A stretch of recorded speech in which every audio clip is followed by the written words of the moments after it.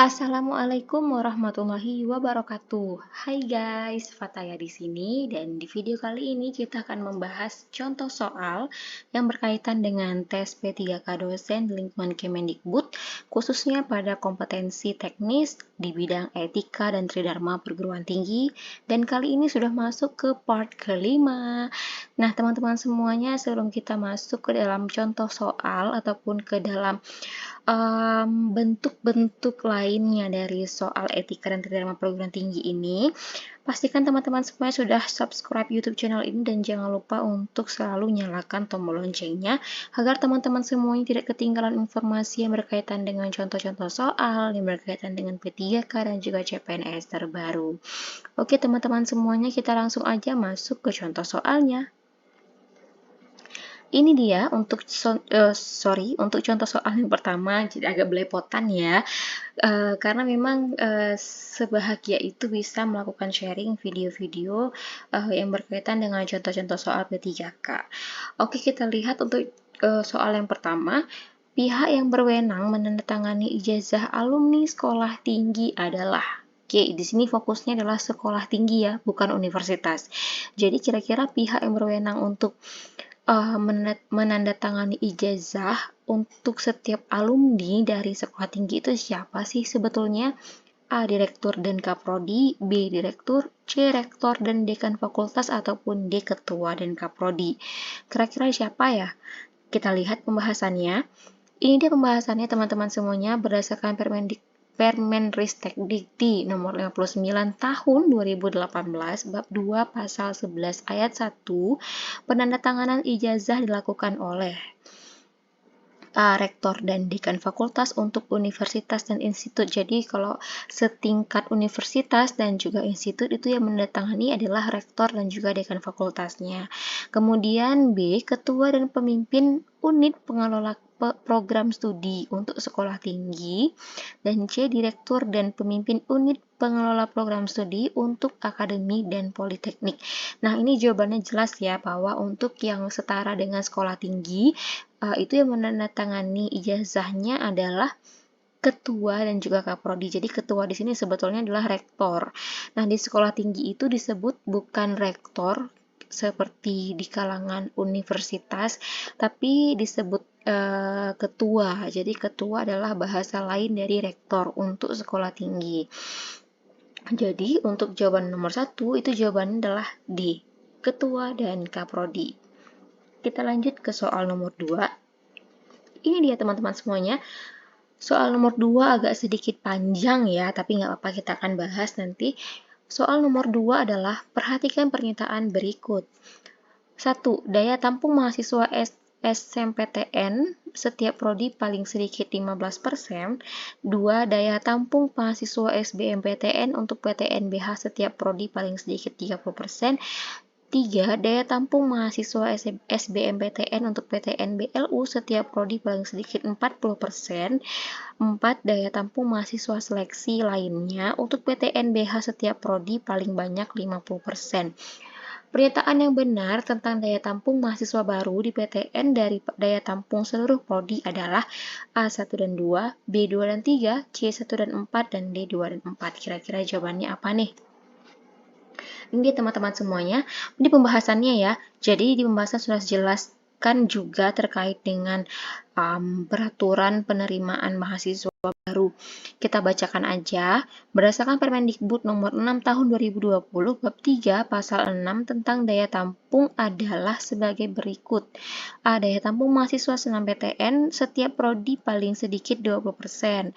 B. Daya tampung mahasiswa SBMPTN untuk PTN selain PTN-BH setiap prodi paling sedikit 40%. C. Daya tampung mahasiswa SBMPTN untuk PTN-BH setiap prodi paling sedikit 30%. Dan D. Daya tampung seleksi mahasiswa lainnya untuk PTN selain PTN-BH setiap prodi paling banyak 30%.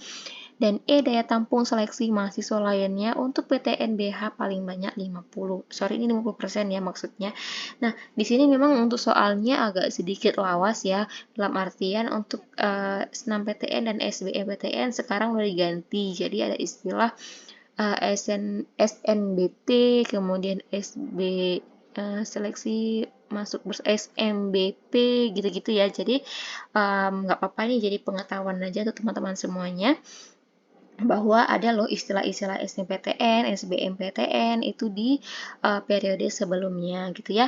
Untuk soal nomor 2 ini jelas seperti yang tertera di pembahasan, jawabannya adalah D, 2 dan 4, yaitu daya tampung mahasiswa SBMPTN untuk PTNBH setiap prodi paling sedikit 30% dan daya tampung mahasiswa seleksi lainnya untuk PTNBH setiap prodi paling banyak 50%. Gitu ya jawabannya teman-teman semuanya. Oke, kita lanjut ke soal nomor 3. Ini dia soal nomor 3. Prioritas sasaran program Indonesia Pintar untuk mahasiswa adalah sebagai berikut kecuali. Oke, berarti ini kita cari jawabannya yang tidak sesuai dengan soal. Artinya apa? Fokusnya adalah ke kecuali. A. Mahasiswa pemegang KIP atau KIP merupakan peserta didik lulusan SMA atau sederajat, dan B. Mahasiswa dari keluarga miskin atau rentan miskin, dan C. Mahasiswa dari keluarga peserta program keluarga berencana, dan D. Mahasiswa yang merupakan anak TKI yang berlokasi di daerah perbatasan NKRI. Kira-kira jawabannya yang mana nih yang tepat? Ini dia untuk pembahasannya. Berdasarkan Permendikbud nomor 10 tahun 2020. Jadi untuk soal nomor 3 ini sebetulnya sudah dijelaskan ya dalam Permendikbud nomor 10 tahun 2020 pasal 5. Jadi mahasiswa yang mendapatkan prioritas PIP atau KIP itu KIP kuliah itu antara lain sebagai berikut. Nah, salah satu jawabannya yang tidak sesuai dengan Permendikbud ini adalah C. Mahasiswa dari keluarga peserta program keluarga berencana. Jadi tidak mungkin ya mahasiswa dari keluarga yang sedang mengikuti program KB untuk menjadi sasaran program Indonesia Pintar. Nah, program Indonesia Pintar ini dia fokusnya adalah kepada mahasiswa yang memang berasal dari keluarga yang tidak mampu dan dia bisa dikatakan rentan miskin juga, dan juga kepada mahasiswa yang dia adalah sebagai anak TKI yang berada pada lokasi daerah perbatasan NKRI, terus teman-teman mahasiswa yang mengalami bencana alam, konflik sosial, dan semacam itu. Untuk jawaban nomor 3 itu soal nomor 3 ini karena fokusnya adalah di kecuali, maka jawabannya adalah C. Mahasiswa dari keluarga peserta program keluarga berencana. Oke, kita lanjut ke soal nomor 4, yaitu persyaratan untuk mengikuti sertifikasi pendidik untuk dosen ya. Jadi ini fokusnya adalah untuk Serdos. Tapi di sini fokus lagi-lagi tentang kecuali. Oke, apakah jawabannya A. Memiliki kualifikasi akademik minimal magister atau setara, B. Memiliki jabatan akademik paling rendah asisten ahli, C. Dosen tetap yang telah memiliki masa kerja sekurang-kurangnya 2 semester, atau D. Memiliki nomor induk registrasi dosen nasional atau NIDN. Kira-kira jawabannya apa nih? Nah, ini juga tertera loh teman-teman semuanya dalam peraturan-peraturan tertentu, dan ini harus diingat ya teman-teman. Jadi Permenristek Dikti nomor 51 tahun 2017 pasal 2, sertifikasi pendidik untuk dosen itu diikuti oleh dosen yang dia memiliki kualifikasi akademik itu paling rendah S2, dia memiliki jabatan paling rendah asisten ahli, dia berstatus sebagai dosen tetap, dan paling sedikit itu sudah 2 tahun berturut-turut, dan tentunya dia juga telah memiliki NIDN. Nah, untuk jawaban nomor 4 ini, karena fokusnya adalah dikecuali, maka jawabannya adalah C. Dosen tetap yang telah memiliki masa kerja sekurang-kurangnya 2 semester. Keliru ya teman-teman semuanya, yang betul adalah sekurang-kurangnya 2 tahun, bukan 2 semester. Oke, itu dia teman-teman semuanya. Kita lanjut ke soal nomor 5. Nah, ini dia untuk soal nomor 5. Pihak yang berwenang menandatangani transkrip akademik dan SKPI alumni institut adalah, bagi teman-teman yang belum tahu, SKPI itu adalah surat keterangan pendamping ijazah. Jadi kira-kira siapa nih yang akan menandatangani untuk transkrip akademik dan SKPI bagi alumni institut? Ya, fokus di sini adalah institut. A. Rektor, B. Wadek ataupun wakil dekan bidang akademik, C. Direktur, dan D. Kaprodi. Apakah jawaban yang tepat? Ini pembahasannya teman-teman semuanya berdasarkan Permenristek Dikti nomor 59 tahun 2018 bab 2 pasal 11 ayat 2, penandatanganan transkrip akademik dan SKPI dilakukan oleh. Nah, ini fokus ke institut ya teman-teman. Di sini jawabannya adalah kita lihat di bagian pembahasannya, yaitu dekan atau pembantu atau wakil dekan bidang akademik untuk universitas dan institut. Di sini jelas ya teman-teman semuanya bahwa yang berwenang untuk menandatangani transkrip akademik dan juga SKPI untuk alumni institut itu adalah wakil dekan bidang akademik. Jadi jawabannya adalah B. Oke, kita lanjut. Ini yang terakhir adalah tugas. Dan seperti biasa, ini adalah tugas yang harus diselesaikan dan harus dicari jawabannya ya teman-teman. Kira-kira tugasnya apa? Di sini saya akan bacakan soalnya, yaitu cuti untuk studi dan penelitian sebagaimana dimaksud pada PP ataupun peraturan pemerintah 37 tahun 2009 diberikan paling lama berapa bulan?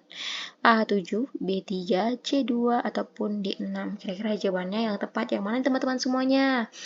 Silakan teman-teman semuanya untuk mencari jawaban dari tugas ini dan jangan lupa untuk kumpulkan jawabannya di kolom komentar dan jangan lupa untuk disertakan juga penjelasannya seperti apa. Oke, itu aja teman-teman semuanya untuk informasi terkait dengan contoh soal di video kali ini. Jangan lupa teman-teman semuanya untuk melakukan subscribe pada YouTube channel ini dan jangan lupa untuk di-share sebanyak-banyaknya ke seluruh penjuru negeri ini sih, agar teman-teman semuanya, teman-teman lainnya juga mendapatkan manfaat dari video ini dan menjadi salah satu referensi untuk bisa belajar ataupun melihat contoh soal terkait dengan P3K dosen, khususnya di lingkungan Kemendikbud.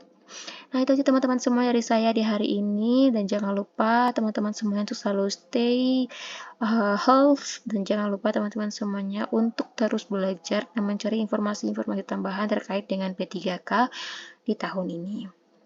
Itu aja teman-teman semua dari saya akhiri. Assalamualaikum warahmatullahi wabarakatuh.